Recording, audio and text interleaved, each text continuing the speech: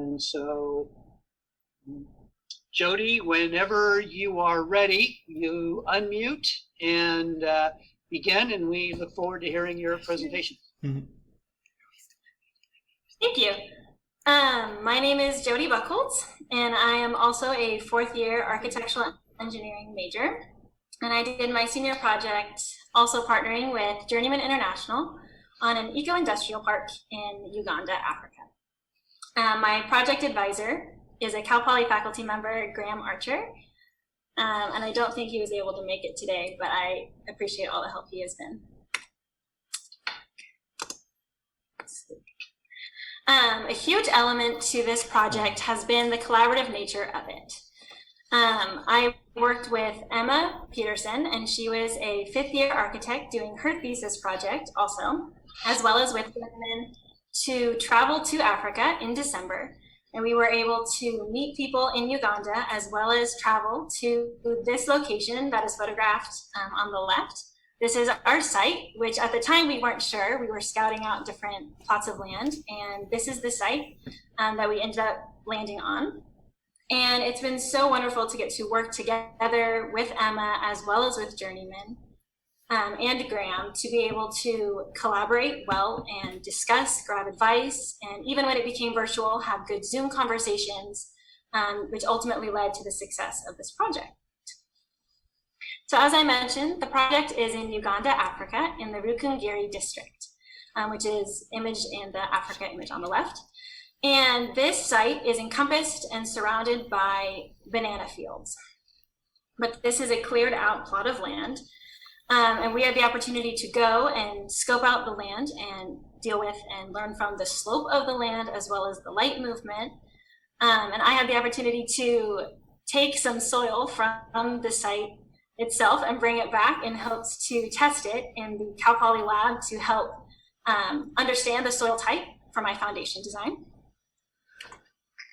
So the vision for this site and this project is to create a space in this village that people can work together.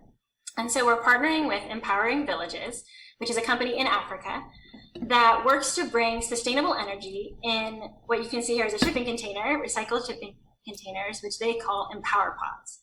These Empower Pods hold sustainable energy that are able to be used for different work in the on our site, and they're actually able to be brought in by truck into the buildings we have designed and be easily placed into the project and then taken out if needed. The goal of this site is to create space that people can gather together and use it to train, to work, and also exchange goods between themselves. The design inspiration for this project came from my architect, Emma, and this idea of the honeybee.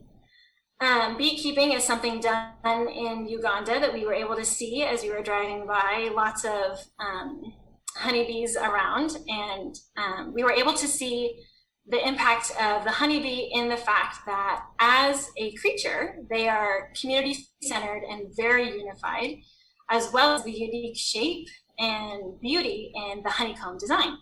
So we were able to mold both of these together to create the overall design inspiration for this project. On the left, we have a watercolor done by Emma that majorly influenced the shape of the buildings and the site plan. And on the right is a little inspiration piece I made out of some of the soil I brought back from Uganda. So this is an image done by Emma of our site plan. As you can see from the inspiration we just looked at, this site plan is heavily influenced by the shapes, the movement, and the path of egress is all very influenced by this design shape. So at the very top of this image is the highest point of slope for our site. It starts there and then descends down through the page. So at the very top, you can see a slightly larger building. This is going to be a shared community space for people that will be more flexible use. And then below that, we have 6 individual workshop spaces. And those will be, each one of those will have an Empower Pod shipped into the top section of it. And then the bottom can be a flexible workspace.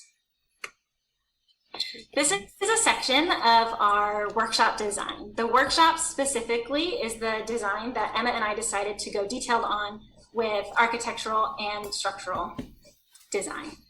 On the far left, you can see a section plan through. So in order to account for this major slope, we have a retaining wall running through the center of our building. Now the entire building is only 1 story. It just has vaulted ceilings and 2 levels. So at the middle of the ridge beam of the highest point of our building is about 6 meters tall from the ground, from the lower level. And as you can see, on the top level, the shipping containers are able to be slid in, and at the bottom, we have stairs down to be a flexible workspace. The right, we have some 3D renderings that give a better picture of the entire scope of this building. And so the lower level has a brick facade around it. It's not part of the structural system, but it's used to create partitions and walls that have perforations through them that act as good ventilation and airflow throughout the building.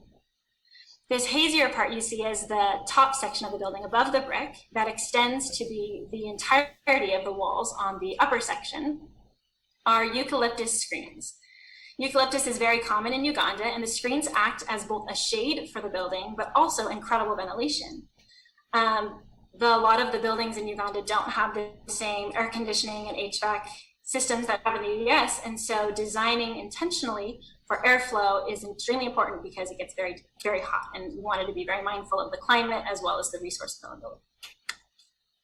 So speaking of materiality, a lot of that was governed by the resources available in Uganda, as well as what would work best with the community surrounding, as well as air ventilation and airflow. So as you can see from this model, we have our roof diaphragm consisting of corrugated metal.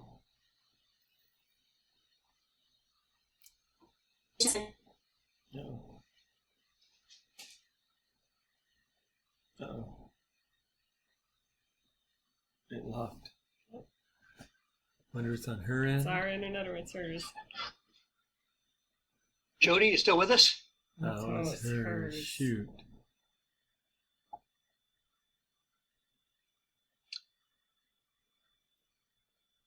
Oh, internet is the worst. That's too bad. She's up in her room too.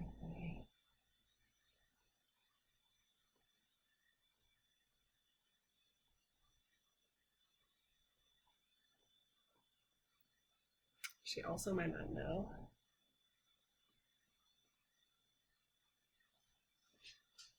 So Okay, that's what she's they see unshared us. her screen. Oh, shoot. Be quick. Due to the steep topography of our site, each topographical line on our site is a 2-meter step. And so to combat this, we designed a 2-meter retaining wall of concrete with minimal sized rebar to account for the availability in Uganda that runs through the center of the building, as we saw in the section plan. On the left is my structural detail of the retaining wall that will be running through the middle of that building. The gravity design was very unique in the fact that we have 2 levels to our roof system. As you can see in the 3D, there is a center hexagonal upper roof and then 2 winged roof on the sides. Underneath, I have the framing plans for both of those roof systems. The roof system is composed of corrugated metal tin roofing that I got from Verco Decking to specify, and then will be transferring to a manufacturer in Uganda for their specificity. And those are supported by HSS square tube steel joists that run on top of open web steel joists that follow the gravity path down HSS columns that are then connected into our concrete foundation. There are 2 major lateral concerns for this project, those being seismic and wind. Now, the main concerns were because due to the angle of our building, it's not a typical rectangle where there would be 2 directions of lateral motion, but there are 3. And so that was unique in having to design for 3 different types of motion, as well as our materiality is extremely light. All of the materials we have are very light, and so wind is actually more of a concern for our project than it would be for one in the US, considering we don't want the actual building to hinge off of and separate from the foundation in a heavy wind. So on this slide, I've attached the images for the seismic maps as well as wind maps of Uganda that I have used as reference to design the seismic force and wind loading acting on our site. Project site list, though.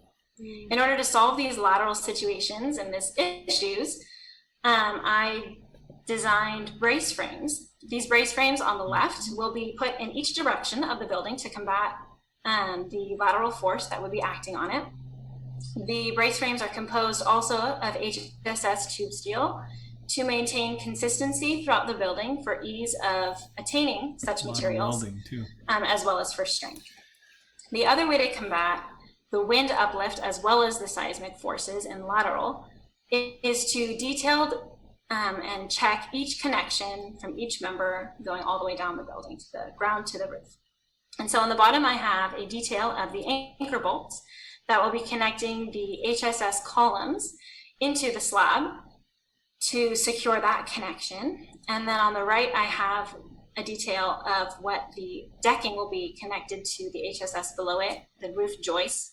And those are all checked for shear so that they can sustain any force that could be trying to rip them off.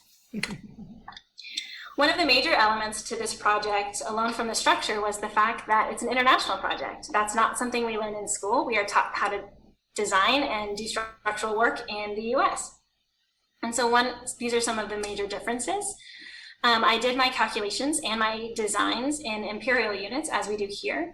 But in order to hand off helpful and useful construction documents, I'll be converting those into metric units as well as metric sizes, so that Oh no! when the Again. construction You're okay, you're okay. No, she's losing it again.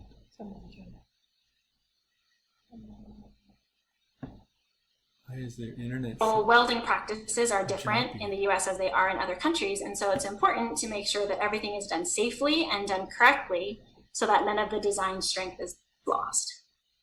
Another key element is that every country has its own building code. The US code is extremely more stringent than that in Africa. And so in order to mold these two together and create a design that was extremely safe and well thought through, but also not overdesigned because we don't want to increase the cost for them, a major resource I used was the International Building Code, which in a sense meets in the middle between the two countries and their codes in order to create a design that would be safe, but also practical and not too cost heavy. The building itself is the majority of our project and the basis for the senior project, but I think the most important part is the project impact on the community in Uganda.